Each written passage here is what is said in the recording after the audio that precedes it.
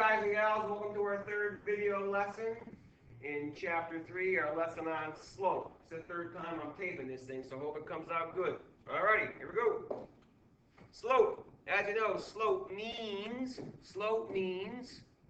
steepness. In math, we can actually come up with a measure, a quantitative way of measuring slope, just like we would temperature or anything else. We measure slope mathematically, giving the steepness of a line a number by measuring the rise over the run. And you know that. Slope is equal to the rise, my change in my y, my vertical change, over my run, my change in x, or my horizontal change. In algebra, we give the slope, the letter m in the equation, y equals mx plus b. We know that m is slope. In the Greek letter, this little triangle thing here, that's the fourth Greek letter, the Greek letter d, or delta. Delta in math means change. So this is change in y, my vertical change in y over my change in x, which is, of course, my horizontal change. How do we find change in math? We subtract. So you subtract your y's on the top, you subtract your x's on the bottom, and you can subtract either way as long as you subtract the same way both times. In other words, we can do y2 minus y1 and x2 minus x1, or we can do y1 minus y2 and x1 minus x2. But you couldn't do these two. You got to always subtract the same way in the point. Let's try one. Let's find the slope of the line containing the points neg 3, 4. So neg 3, 4 is right here. And the point 2, 1. We want to find the slope of this line. Okay. Graphically, I can certainly see I'm going to have a rise and a run. My rise actually from here to here goes down 3. My rise is down 3, or negative 3, and my run is 1, 2, 3, 4, 5. My run is 5. So my rise over my run is negative 3 over 5. Algebraically, I can do y2 minus y1 over x2 minus x1. Okay? I'm going to subtract the same way both times, so I'm going to do 4 minus 1, those are my change in y's, and on the bottom I have my x's, which is neg 3 minus 2. This now equals 4 minus 1 is, of course, 3. And neg 3 minus 2 is negative 5. Well, 3 over negative 5 is the same as negative 3. Those slopes are the same, of course. Okay? Let's do a couple more. Let's do the ones in red here first. I'm going to find the slope of that red line. I'm going to subtract my y's. 4 minus 6 over subtract my x's, neg 3 minus 3. This then becomes 10, positive 10 over negative 6, which of course is negative 5/3. Always simp your slopes. Always simp your slopes. Okay? Notice that my red line has a slope that's negative, and it goes down going left to right.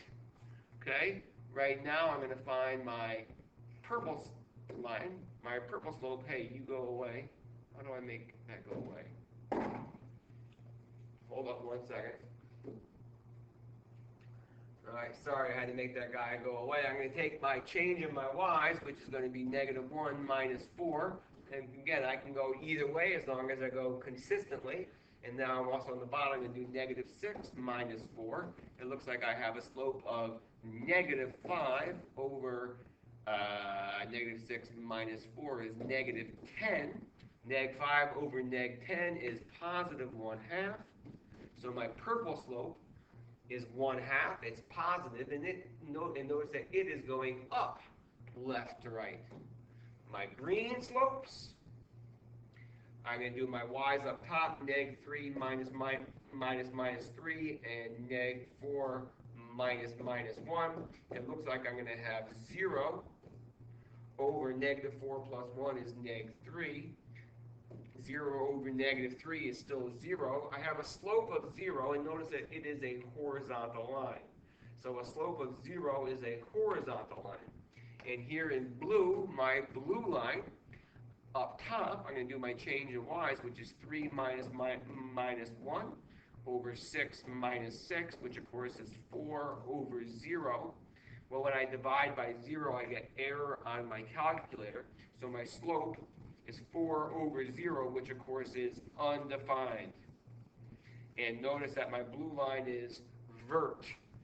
So my vertical lines have an undefined slope. I get 0 on the bottom of my fraction. A horizontal line, I have a slope of 0. I get 0 in the numerator of the fraction. So this, again, will clarify that for you. A line with a positive slope rises from left to right. A line with a negative slope will fall from left to right. If my slope is 0, I'm horizontal. And if my slope is undefined, my line is vert. All right, you guys take a quick second, stop the tape for a minute, find the slopes of these two lines.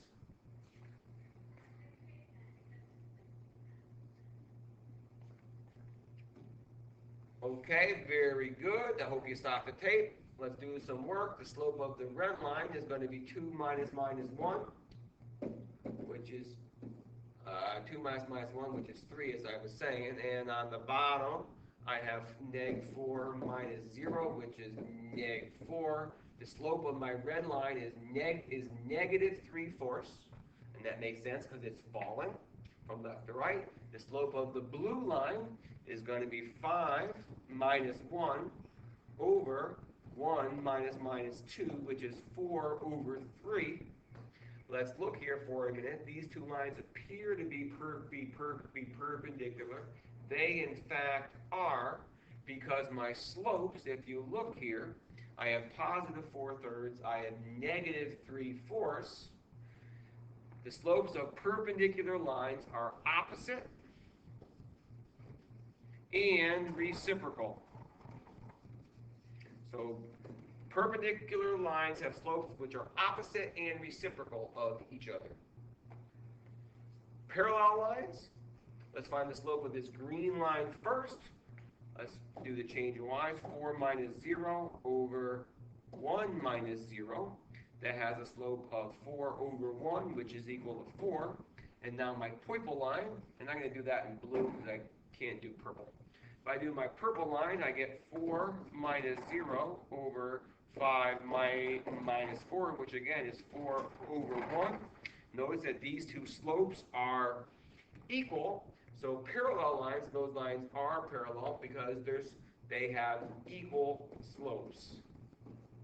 All right, to summarize, parallel lines, the slopes are equal.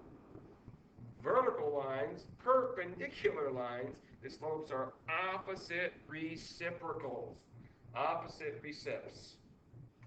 All right, this kind of summarizes things for you. All the things you need to know, including our formulas, our mathematical expressions for slope, the whole idea that a horizontal line has a slope of 0, a vertical line has no slope, or what we call undefined slope, and you should know about positive and negative slopes as well. We'll see you tomorrow. Have a great day.